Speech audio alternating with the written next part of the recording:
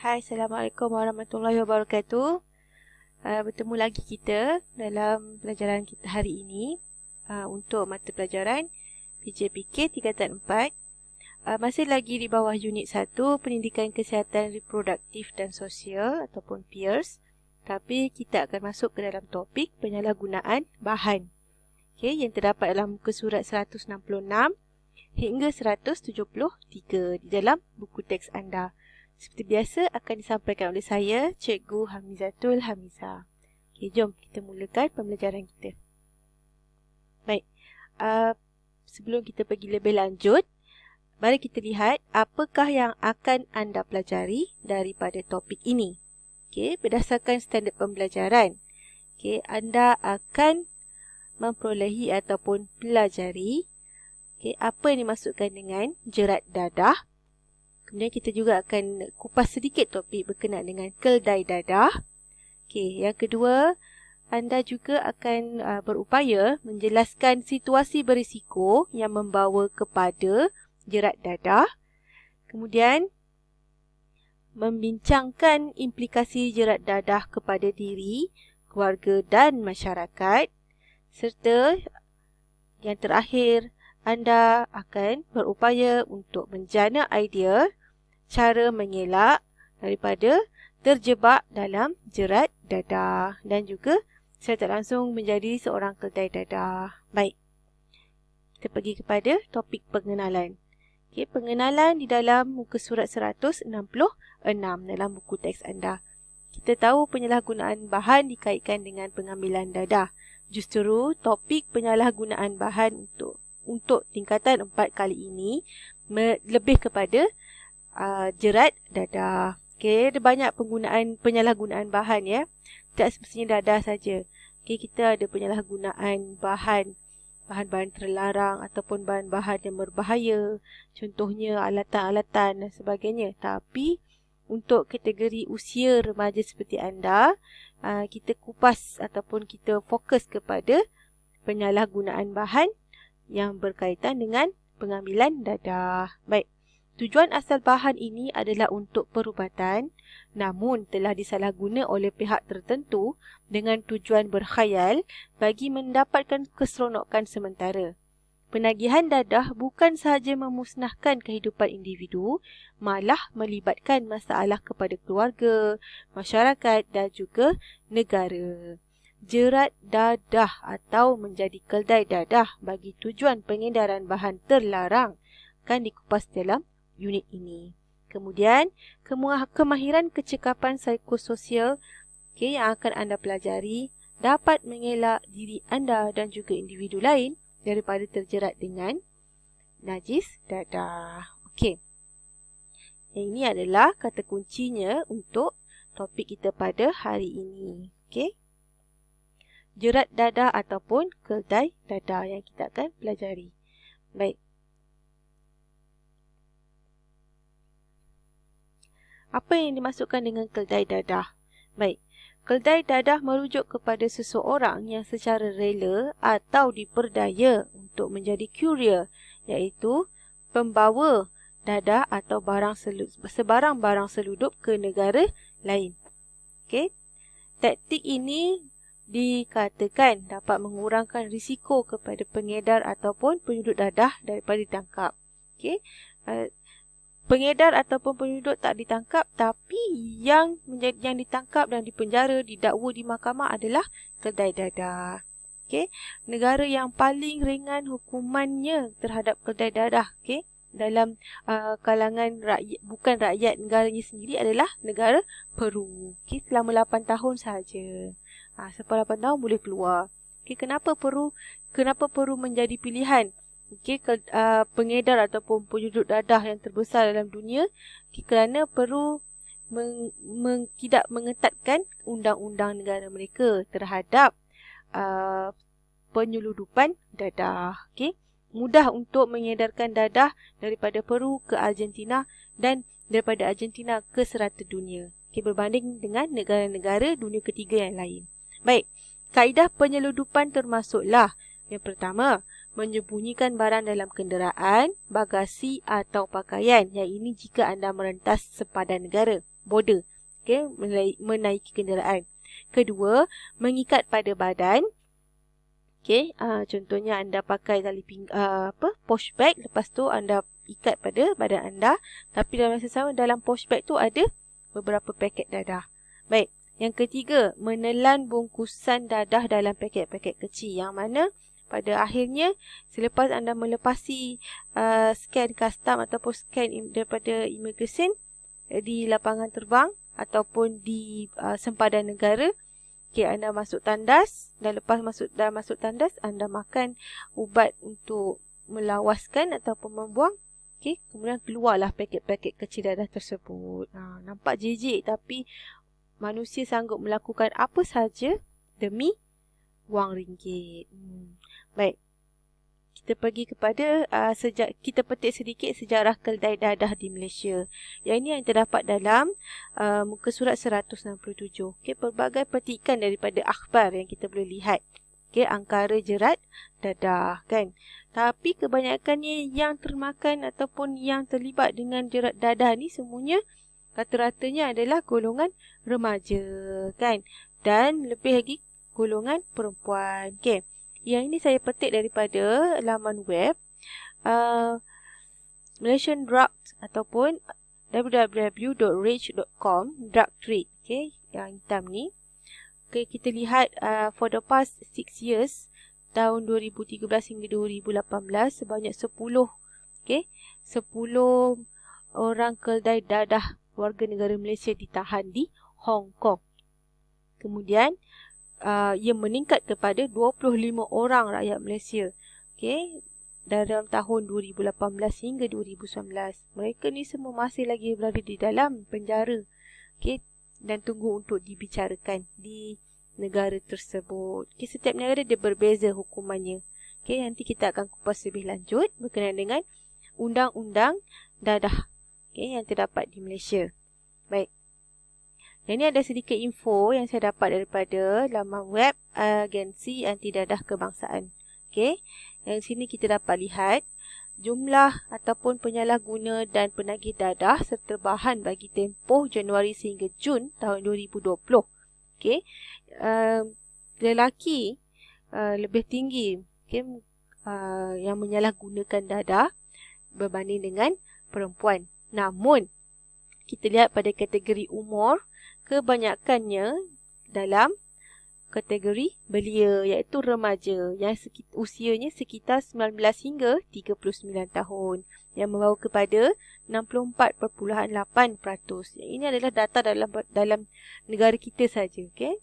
Di mana saya dapat data ini daripada laman web Anti Dadah Kebangsaan. Anda boleh pergi ke laman web ini, okey. Type saja drug statistics in Malaysia. Kita akan jumpa pelbagai info berkenaan dengan penyalahgunaan bahan. Okay, apakah bahan tersebut? Dadah. Baik. Jerat dadah ialah individu yang dipengaruhi atau diperdaya oleh individu lain bagi menagih dadah atau dijadikan sebagai keldai dadah. Okay, ini seperti yang sebut tadi pada awal pengajaran. Keldai dadah bermaksud mereka yang ditipu, dipaksa atau diperdaya untuk menjual dadah dalam ataupun luar negara. Okey. Sikit info, tahukah anda pihak polis dan kastam merupakan dua badan yang sentiasa menjalankan aktiviti pencegahan dadah, sama ada di pintu-pintu sempadan negara ataupun di perairan negara. Okey, tapi malangnya masih lagi terdapat mereka ataupun keldai dadah dari negara lain yang cuba merentas masuk secara haram ke dalam negara kita. Yang itu kita tak dapat elak, tapi berdasarkan kekuatan dan juga kecekapan pihak polis serta kastam, mereka ini dapat mengawal dan mengatasi kemasukan pendatang ataupun keldai dadah ke dalam negara kita. Di sini kita lihat kita dah masuk ke dalam topik jerat dadah dan situasi berisiko yang membawa kepada jerat dadah. Baik. Okey, sedikit info berkenaan dengan undang-undang dadah. Okey, yang kita kenal pasti ataupun yang kita tahu di Malaysia terdapat dua jenis, tapi saya kenalkan yang inilah, iaitu Seksyen 37 Akta Dadah Berbahaya ataupun Seksyen 37 ADB. yang kita selalu dengar di dalam berita-berita. Baik, di bawah Undang-Undang Jenayah Dadah ada 3 jenis kesalahan yang perlu difahami, iaitu pertama, dadah untuk kegunaan sendiri dan pemilikan dadah dan juga pengedaran dadah. Antara ketiga-tiga jenis kesalahan ini, kesalahan memiliki dan mengedar dadah merupakan kesalahan paling serius dan boleh membawa hukuman mati atau penjara seumur hidup. Itu yang terdapat di Malaysia. Ia terpakai kepada semua, semua manusia. Bukan saja warga negara, malah kepada bukan warga negara juga. Siapa-siapa je yang masuk ke negara kita, walaupun dia bukan warga negara Malaysia, tapi dia dicop supaya keldai dadah, dia memiliki dan mengedar dadah, dia akan didakwa di atas Seksyen 37 Akta Dadah Berbahaya ini. Kan? Anda boleh baca artikel penuh dalam laman web Sinar Harian bertarikh ataupun tahun 2018. Nanti boleh tengok balik artikelnya, baca. Next, kita pergi kepada situasi berisiko yang pertama seperti yang tercatat dalam buku teks anda di muka surat 168. Yang ini situasinya, individu yang mencurigakan meminta bantuan untuk menjaga beg atau memegang barangan miliknya. Yang ini tiba-tiba orang minta pertolongan anda nak pegangkan beg nak masuk tandas. Awak pun tanpa ragu-ragu terus pegangkan. Rupa-rupanya dalam beg tu ada dadah. Macam mana cara kita nak elak? Kita tak perlu memegang beg siapa-siapa pun untuk masuk tandas. Kita boleh elak. Tak apalah, Encik boleh letak beg di tempat penyimpanan yang disediakan. Ada loker di situ. Anda bayar Encik bayar 50 sen. Kan? Boleh simpan beg. Pergilah tandas. Atau bawa saja beg tu ke tandas Encik. Encik boleh gantung dalam pintu tandas tu. Belakang pintu ada penyangkut. Selamat. Barang kita akan selamat di situ. Cuba sedaya upaya untuk mengelak daripada berurusan dengan orang yang tidak dikenali. Di bawah Seksyen 39B Akta Dadah Berbahaya, jika sabit kesalahan boleh membawa kepada hukuman mati mandatori. Yang ini adalah undang-undang dadah yang terdapat di Malaysia. Di sini adalah nota penting. Sekiranya terdapat unsur paksaan, maklumkan kepada anggota keselamatan seperti polis dan pengawal keselamatan. Kedua, tidak meninggalkan barangan peribadi di tempat awam untuk mengelakkan risiko jerat dadah. Ketiga, berwaspada dengan makanan dan minuman yang diberikan oleh individu lain kerana dikuatiri mengandungi bahan terlarang. Dan yang terakhir, tidak mudah mempercayai janji atau tawaran yang disertakan pulangan lumayan sebagai ganjaran. Ingat tu. Next, kita lihat kepada situasi berisiko nombor 2. Iaitu situasi di mana berlangsungnya proses temuduga menerusi panggilan telefon.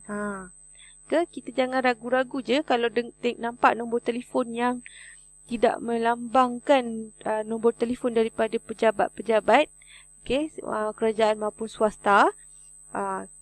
Ia datang daripada nombor telefon persendirian yang ada 012, 013 dan seterusnya tu, tak perlu jawab. Nombor yang kita rasa agak ragu-ragu kemudian kita angkat, dia berkata dia daripada syarikat ni, tak perlu jawab. Terus saja letak dan blok. Kalau betul daripada pejabat, nombor telefon itu mestilah bermula dengan kod negeri. Negeri masing-masing 03, 05 dan sebagainya. Dan kebiasaannya kalau syarikat-syarikat swasta ni, dia lebih suka menggunakan nombor telefon yang di belakang 4 angka di belakangnya tu 00. Tu sedikit tips lah untuk mengelakkan diri kita dari terjebak dengan pelbagai masalah di kemudian hari, kan? Baik. Apakah yang kita dapat ataupun bagaimanakah kita boleh mengelak daripada terlibat situasi berisiko seperti ini?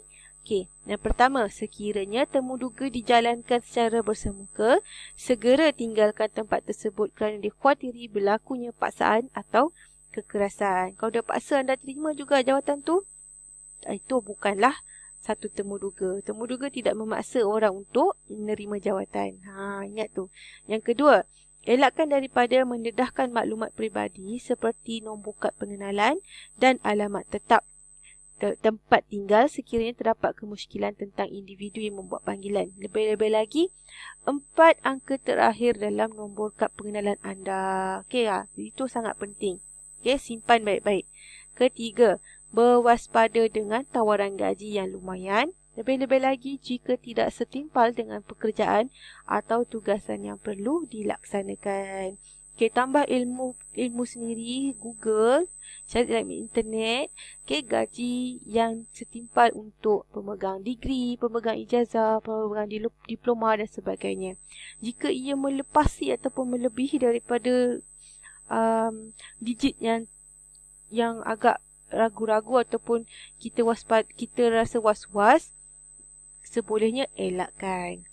Sekarang dunia semuanya di hujung jari. Kita boleh melakukan kajian sendiri, research sendiri sebelum berlakunya apa-apa. Baik. Kita masuk kepada tajuk implikasi jerat dadah kepada diri, keluarga dan masyarakat. Seperti yang kita lihat dalam buku teks dalam muka surat 170. Yang pertama, kesan kepada diri. Kesan kesihatan anda terjejas, mental, status kewangan, prestasi kerjaya dan pelajaran merosot sekiranya anda seorang penuntut di universiti. Kalau kita ada pinjaman pendidikan daripada kerajaan dan badan-badan yang menjamin ataupun yang terjamin, kenapa kita nak cari rezeki yang lebih lagi ataupun kita nak cari duit yang lebih lagi? Fokus kita adalah sebagai seorang pelajar, belajar, tuntut ilmu sehingga tamat pengajian. Itu yang lebih penting. Dan hidup tu secara bersederhana.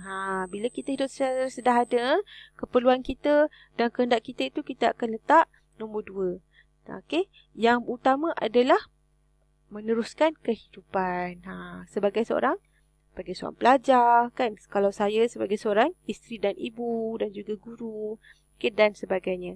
Yang ketiga, hidup dalam khayalan. Ini kalau anda dah consume dadah tersebut. Dan yang keempat, cenderung untuk melakukan jenayah. Bila kita tak ada duit tapi kita dah addicted dengan dadah, tentunya kita akan cuba apa saja untuk mendapatkan dadah tersebut, untuk dapatkan dos kita tu. Kalau tidak, kita akan jadi shaking, kita akan jadi kita rasa macam nak dadah tu tapi tak dapat, kita terus jatuh sakit dan sebagainya. Next, kesan kepada keluarga. Ia menjejaskan keharmonian keluarga, tanggungjawab terhadap keluarga terabai, ahli keluarga hidup dalam ketakutan kerana dikejar oleh polis dan sebagainya, mendatangkan stres kepada ahli keluarga sekiranya anda tertangkap oleh Interpol ataupun oleh polis di negara luar, anda terperangkap ataupun dipenjara di negara luar. Semua tu mendatangkan stres kepada ahli keluarga dan mencemarkan nama baik keluarga di mata masyarakat juga. Anak si Fulan tu jadi kedai dadah, bukankah keluarganya tu kaya? Kenapa anak jadi kedai dadah? Macam-macam persepsi masyarakat di luar sana. Next, kesan kepada masyarakat dan negara. Kehilangan tenaga kerja yang efektif dan bermotivasi. Masyarakat akan bimbang berlakunya jenayah. Bilangan pesakit mental bertambah. Penularan penyakit HIV dan AIDS serta ekonomi negara akan terjejas. Sekiranya langkah-langkah drastik ataupun langkah-langkah yang berkesan tidak diambil untuk mengatasi masalah dadah ni terhadap masyarakat. Baik. Kita masuk pada tajuk seterusnya, iaitu tajuk yang terakhir. Cara mengelak jerat dadah. Yang pertama, berhati-hati dengan tawaran kerja bergaji lumayan di luar negara. Seperti yang saya bagi tahu tadi, siasat dan buat kajian terlebih dahulu tentang kerja yang hendak dipohon. Tengok nama syarikat tu terdapat tidak dalam bursa-bursa di luar negara, bursa-bursa saham di luar negara. Jika terdapat, bermaksud syarikat itu selamat. Secured maksudnya. Yang kedua, jangan membawa barang yang dikirim oleh orang lain yang tidak dikenali. Tak perlu. Okey, bawa barang sendiri saja. Sentiasa letak sifat was-was tu terhadap orang lain. Walaupun pasangan hidup sendiri. 10% mesti ada. Okey. Yang ketiga, elakkan daripada makan atau minum dengan orang yang baru dikenali. Lebih-lebih lagi orang yang kita kenali melalui media sosial. Sangat bahaya. Yang keempat, selidik latar belakang rakan yang baru dikenali. Okey. Yang kelima, tinggal bersama keluarga atau sentiasa menziarahi keluarga akan menyebabkan kita sibuk dan pergerakan kita tidak akan terlalu bebas. Bila kita tinggal bersama keluarga, segala keputusan, tindak tanduk kita sentiasa diambil tahu oleh ahli keluarga. Okey. Terutamanya ibu dan ayah. Okey, yang keenam, percaya pada diri sendiri bahawa kita juga boleh berjaya. Okey, tidak sewenang-wenangnya mengambil jalan mudah untuk hidup senang lenang, kan?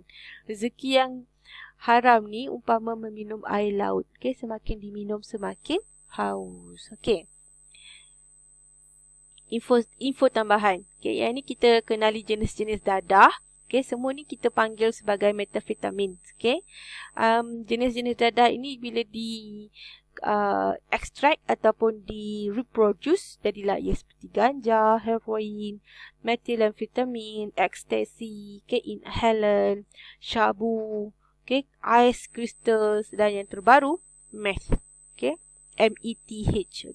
Meth ni adalah nama singkat untuk methamphetamine lah. Kan jenis dadah methamphetamine ni. Kan dia ni kesan kalau kita nampak orang yang mengambil ataupun yang dah ketagih dengan jenis dadah methamphetamine ni, dia akan shaking, berpeluh, badan dia sejuk, kan. Lepas tu dia punya kewarasan tu tak nampak seperti orang yang normal, kan. Dia gelisah dan sebagainya. Kan sebenarnya methamphetamine ni sebetulnya digunakan untuk rawatan mengurangkan berat badan. Sebelum ia disalahgunakan. Itu namanya penyalahgunaan bahan. Sebelum disalahgunakan, methamphetamine ni adalah bahan perubatan yang digunakan untuk mengurangkan berat badan. Yang diletakkan dalam dos yang sangat sedikit tapi ianya berkesan. Kalau terlebih ambil, tu kita akan rasa shaking sedikit. Ini kalau orang yang biasa mengambil suplemen untuk mengurangkan berat badan. Jaga-jaga lah tu. Okey. Sebelum saya menutup sesi pembelajaran kita pada hari ini, saya nak ingatkan apa saja yang kita buat, tinggalkan yang tak bermanfaat. Apa saja yang kita rasa benda tu tidak bermanfaat, tinggalkan.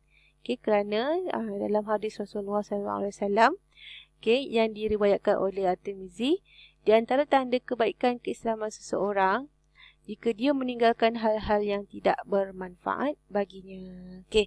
Sekian saja untuk sesi PDPR hari ini. Terima kasih kerana menonton dan juga terima kasih kerana sudi mendengar serta subscribe dalam YouTube channel saya. Kita jumpa lagi di topik yang akan datang. Assalamualaikum warahmatullahi wabarakatuh.